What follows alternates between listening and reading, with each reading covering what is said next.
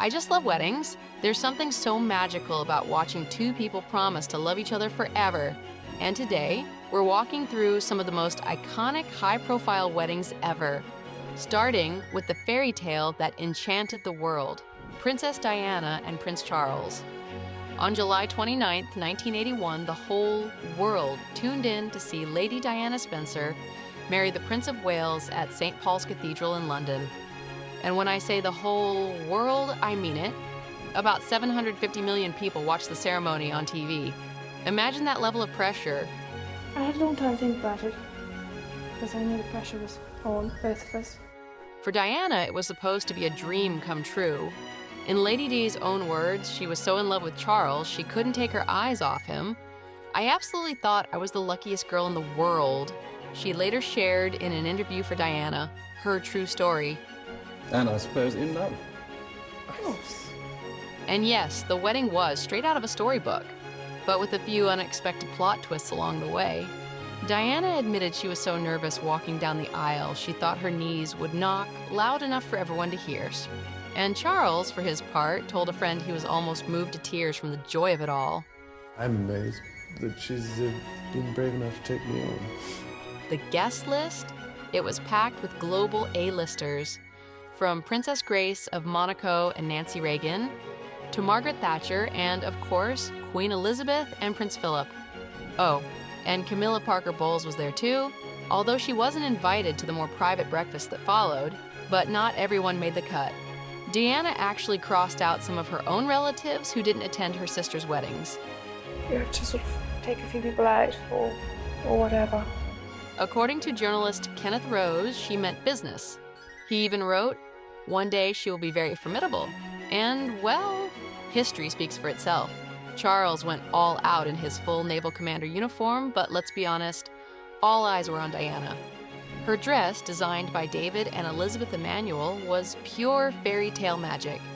10,000 pearls, antique lace with royal roots, and a train that stretched an unbelievable 25 feet. The designers were given total freedom, and Diana trusted them entirely. The result?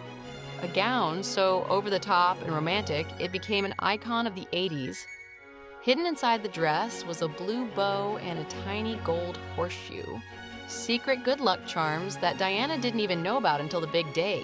I like seeing a lady well-dressed.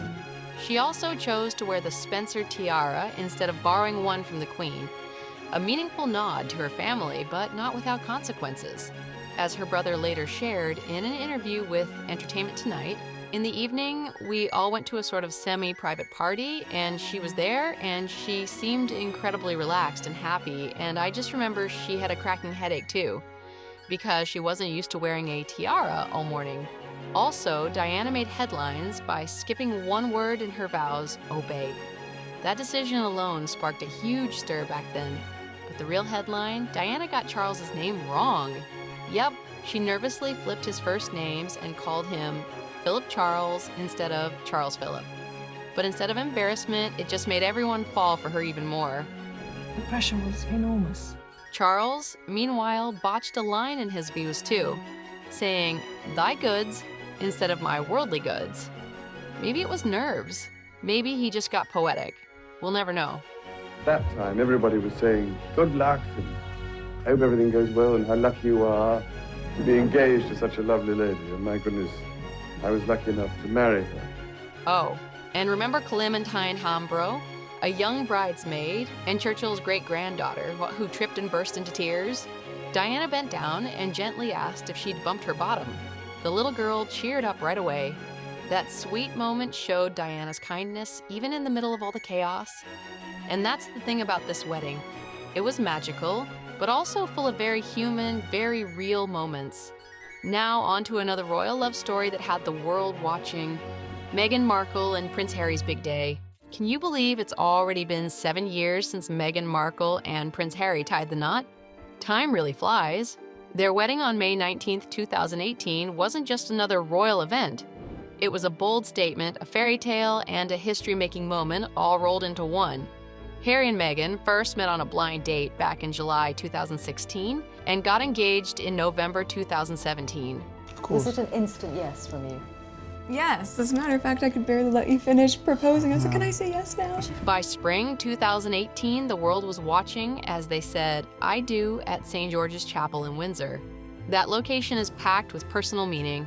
Not only was it where Harry was christened, but it's also the same chapel where his father, Prince Charles, and Camilla received their blessing in 2005.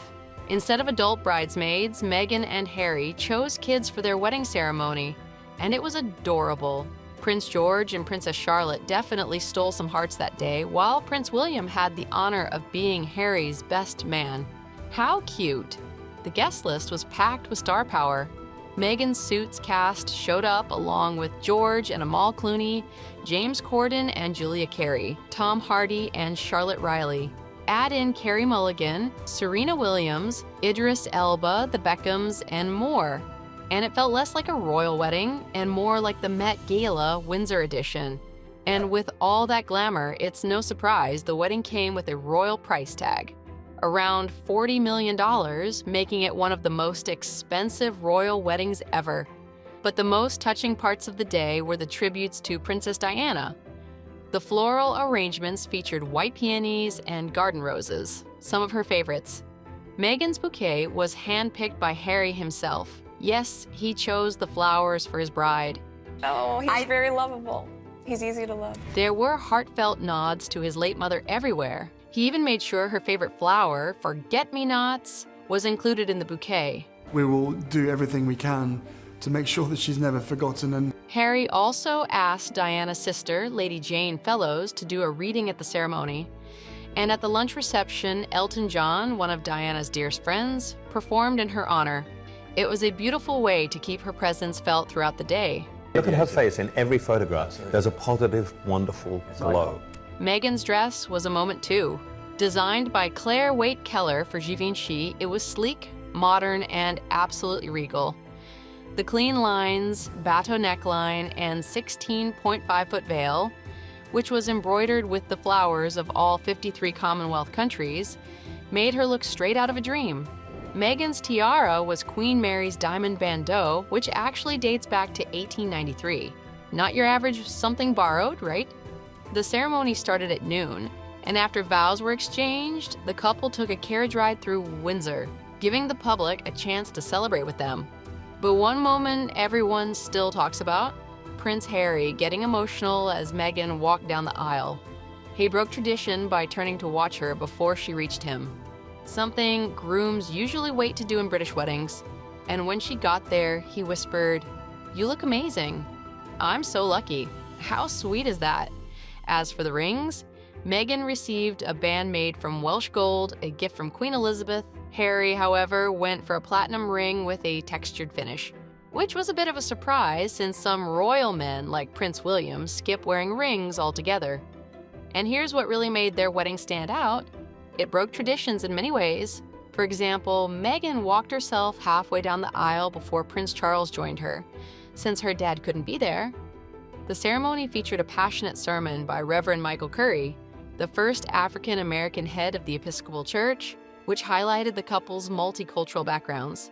There's power in love to lift up and liberate when nothing else will. And just like Princess Diana, Kate, and Eugenie, Meghan ditched the word obey in her vows. But that was just the beginning. From the moment Meghan joined the royal family, she made her own rules and kept challenging tradition.